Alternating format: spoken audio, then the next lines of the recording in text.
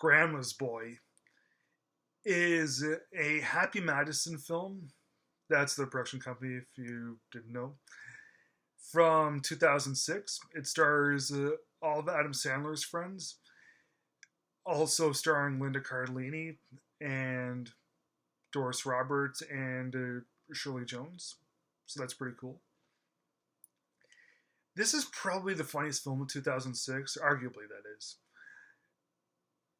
There's Grandma's Boy, there's Clerks 2, and there's Borat, which were undeniably the funniest films of 2006. But is Grandma's Boy necessarily better than it? I don't know. It's all personal preference. Like, if you like Grandma's Boy more than Borat and Clerks 2, then that's fine. If you don't, that's fine also. But I just personally love this film. It is so enjoyable, so delightful. And it's one of those films that it's very politically incorrect. It's pretty gross, but it's all done so in really tasteful and in such ways that you're not really disgusted by, and you don't really take offense to anything that happens in it.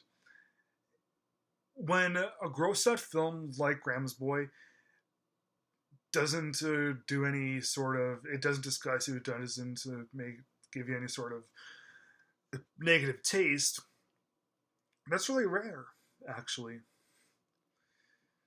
So the movie is about Alex, who's played by Adam Sandler's best friend, Alan Covert, who's 35 years old, and he is a successful video game tester.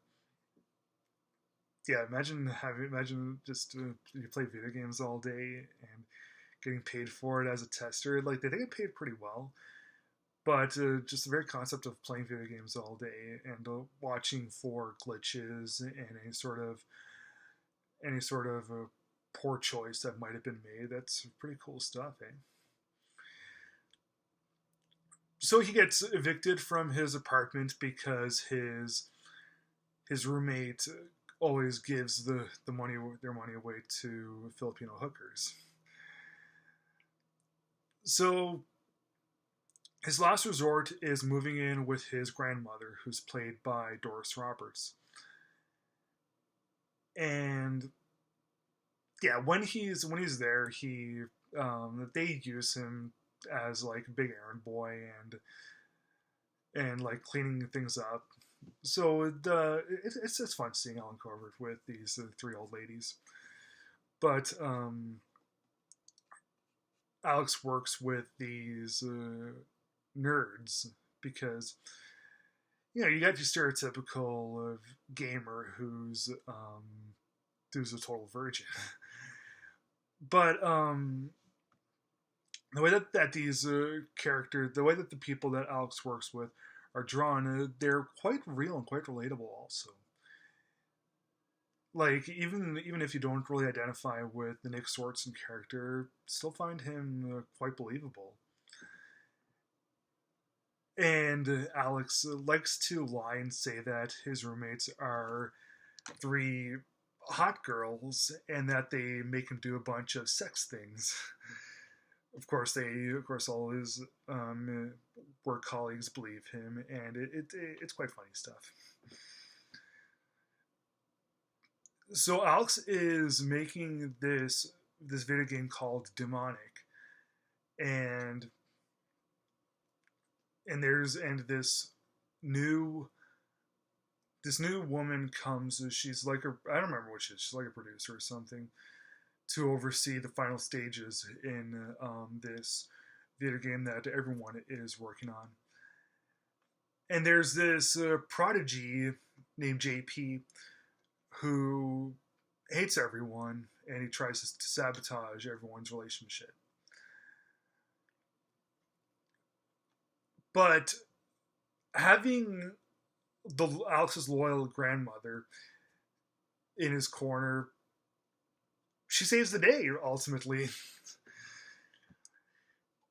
So yeah, this is it's a really funny movie. It's got some stoner qualities to it.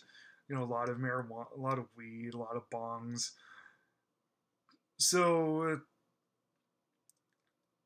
yeah, it's got quite a few. It's got quite a little bit of adult elements, and it's really not that big a deal as long as it's all done in good taste.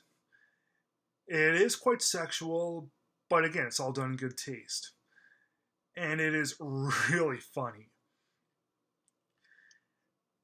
It could be considered a brainless comedy, but I wouldn't. The thing with Grandma's Boy that makes it so good is that even though the humor it's not quite lowbrow, but if you consider it to be a lowbrow comedy, then that's okay. It is truly funny, and it is really it's just simply enjoyable. Like every time I watch it, I just feel it's so light-hearted and just fun and enjoyable. And it's ultimately to that point where it just has the utmost enchantment on me. And I know that I'm talking about a really raunchy ass film, but it's the way the things that this movie does to me, like in terms of making me feel good and everything. I gotta give this movie 4 stars.